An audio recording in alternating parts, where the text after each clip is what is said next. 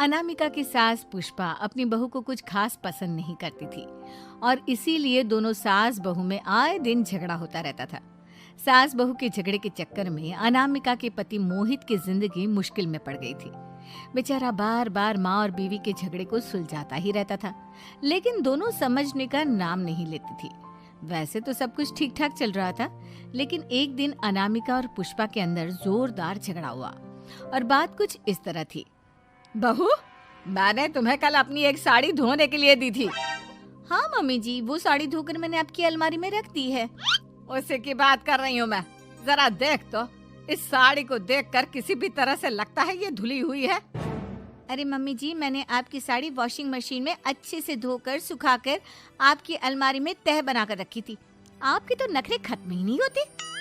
अरे कैसे बात कर रही है मुझसे? मेरे नखरे? अरे मोहित, जरा ये देख तो, ये साड़ी धुली हुई लग रही है क्या?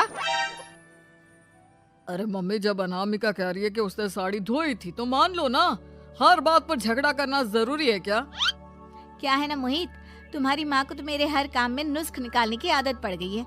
जब तक दो चार खरी खोटी सुना नहीं लेती ना, इनका दिन नहीं निकलता। अरे चुप कर, बहू होकर मुझे जवाब देती हो। एक तो गंदे कपड़े उठाकर अलमारी में रख दिए, ऊपर से कैंची की तरह कचर कचर बोली जा रही हो। अरे मम्मी जी, आपको समझ में नहीं आता क्या? मैंने साड़ी धो कर रखी थी। तो फिर इतनी गंदी क्यों लग रही है? अब मुझे क्या पता मम्मी जी, आप इस पर इस तरह तेल और घी की चिकनाई के दाग लगाकर लाएंगी तो ये मेरी जिम्मेदारी थोड़ी ना है। अरे तो हाथ से धोना चाहिए था ना। मैं आपकी बहू हूँ, नौकरानी नहीं जो एक कपड़ा रगड़ रगड़ कर हाथ से धो दूंगी। आपको पहननी है तो पहनिए, नहीं तो रख दीजिए। तुझे तो मैं अच्छी तरह बताऊंगी, मुझे जवाब देती है। एक दिन सुबह के वक्त, अरे अनामिका, मेरी व्हाइट शर्ट कहाँ है? आज ऑफिस में बहुत बड़ा प्रेजेंटेशन है और मुझे वो व्हाइट शर्ट पहन कर जाना है। मुझे पता है, आपने मुझे 2 दिन पहले ही बता दिया था और आपकी शर्ट मैंने धोकर अच्छी तरह आयरन करके अलमारी में लगा दी है। जाइए वहां से ले लीजिए।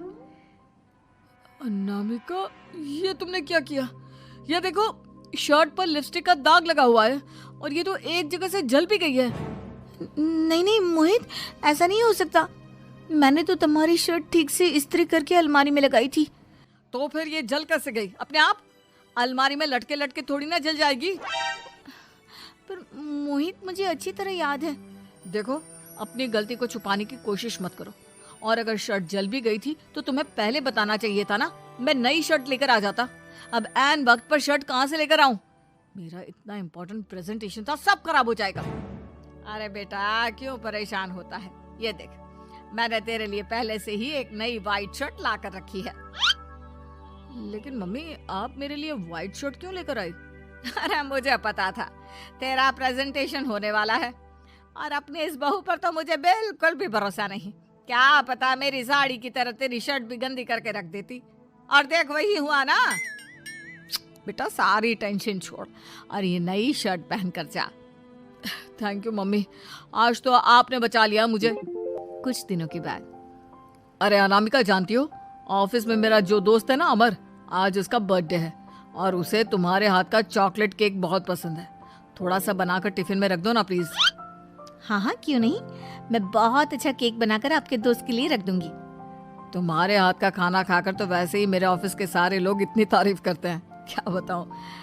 प्लीज एक अच्छा सा केक और बना दो, मेरी तो ऑफिस में शान बढ़ जाएगी। अनामिका केक बनाने के लिए रख देती है। पुष्पा चुपचाप जाकर उस पे ढेर सारा नमक डाल देती है। देख अमर, तेरी भाभी ने तेरे लिए चॉकलेट केक बनाकर भेजा है, तुझे बहुत पसंद है ना? यार, तू बहुत किस्मत वाला है, भाभी इतना अच्छा खाना बनाती है और साथ में केक भी। वैसे भाभी को थैंक यू बोलना। थैंक यू बाद में, पहले तो ये केक खा कर देख, बहुत मेहनत से बनाया है अनामिका ने। अरे यार, इस केक में तो बहुत सारा नमक है। लगता है भाभी ने शक्कर की जगह खूब सारा नमक डाल दिया है। अरे मोहित, तू तो अपनी बीवी की कुकिंग की बहुत तारीफ करता फिरता है। जरा पूछना अपनी बीवी से, केक में नमक कब से डलने लग गया? क्या यार, तुझे भी मेरा ही जन्मदिन मिला था बिगाड़ने के लिए। केक नहीं लाना था तो मत लाता, कम से कम मुझे इस तरह नमक वाला केक तो नहीं खिलाता। अरे नहीं यार, अनामिका ऐसा नहीं कर सकती, जरूर कुछ गड़बड़ हुई होगी। घर जाने के बाद अनामिका, अगर तुम्हारा केक बनाने का मन नहीं था तो ना बनाती, लेकिन मेरी बेइज्जती करवाने की क्या जरूरत थी? अरे आपकी बेइज्जती, ये आप क्या कह रहे हैं? मैंने तो सुबह आपको इतने अच्छे तरीके से केक बना कर दिया था। हाँ, लेकिन उसमें इतना सारा नमक डाल दिया था कि आज ऑफिस में मेरा अच्छा खासा मजाक बना है। मेरे सारे दोस्त हंस रहे थे मुझ पर। अरे बेटा, मैंने तो तुझे पहले ही समझाने की कोशिश की थी। एक नंबर की गैर जिम्मेदार है ये लड़की, कोई काम ठीक से नहीं करती। उस दिन भी गंदी साड़ी रख दी थी मेरी अलमारी में और झूठ बोल रही थी। कुछ दिनों के बाद अनामिका देखो, मैंने अपना लैपटॉप चार्जिंग पर लगाया है, उसे अच्छी तरह चार्ज होने देना। मेरी एक अर्जेंट मीटिंग है, प्लीज बीच में से हटाना मत। हाँ हाँ ठीक है, मैं नहीं हटाऊंगी। पुष्पा चुपचाप से जाकर चार्जिंग का बटन बंद कर देती है। थोड़ी देर बाद अरे ये लैपटॉप चार्ज क्यों नहीं हुआ? और ये बटन किसने ऑफ कर दिया? अनामिका इधर आओ। क्या हुआ? क्यों चिल्ला रहे इतना? अनामिका, मैंने तुमसे कहा था ना, मेरा लैपटॉप चार्जिंग पर लगा हुआ है, मेरी अर्जेंट मीटिंग है। तुमने इसका स्विच ऑफ क्यों कर दिया? अरे मैंने ऐसा कुछ नहीं किया, मैं क्यों स्विच ऑफ करूंगी? कुछ दिनों से देख रहा हूँ अनामिका, तुम मेरा हर काम बिगाड़ देती हो। देखो ये अच्छी आदत नहीं, कम से कम तुम्हें इस बात का तो ध्यान रखना चाहिए था कि मेरी कितनी इंपॉर्टेंट मीटिंग थी। अब क्या करूंगा मैं? आई एम सॉरी मोहित, लेकिन सच में मैंने जानबूझकर कुछ नहीं किया। अगर जानबूझकर नहीं किया तो क्या सब कुछ अपने आप हो जाता है? कभी मेरी शर्ट जल जाती है, कभी केक में नमक डल जाता है। आप मेरी बात क्यों नहीं सुनते? मैंने जानबूझकर कुछ नहीं किया। फिर से वही बात। अरे कितनी बार तुम्हें समझा चुका हूँ, इस तरह मेरा काम बार बार मत बिगाड़ा करो। तुम जानती हो मुझे कितनी प्रॉब्लम होती है। ऑफिस में तो पहले ही बेइज्जती करा चुकी हो, और अब ये मीटिंग, ये भी मेरे हाथ से निकल गई। अनामिका की समझ में कुछ नहीं आता कि आखिर उसके साथ ये सब क्या हो रहा था और क्यों हो रहा था। फिर कुछ दिनों के बाद मोहित अपने ऑफिस से कुछ फाइल लेकर घर आता है। अनामिका, ये कुछ फाइलें हैं, इन्हें संभाल कर रख दो, और प्लीज इस बार ध्यान से, कोई गड़बड़ी नहीं होनी चाहिए।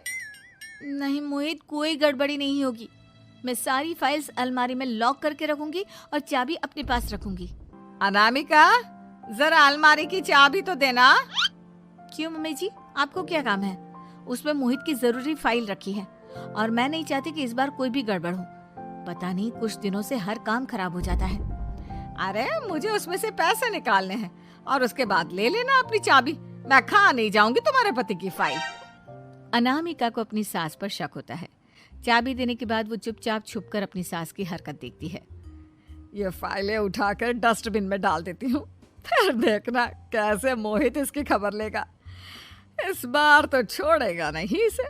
वैसे भी पहले मैंने जो कुछ भी किया है उसकी वजह से अच्छी खासी डांट पड़ी है, मजा आ जाएगा।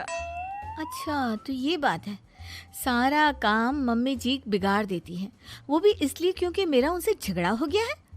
सास के जाने के बाद अनामिका मोहित को बुलाकर लाती है। क्या हुआ अनामिका, क्या दिखाना है? ये देखिए, आपकी फाइल डस्टबिन में पड़ी हुई है। इसीलिए तो कहा था संभाल कर रखना, और तुमने उठाकर ये फाइल डस्टबिन में डाल दी।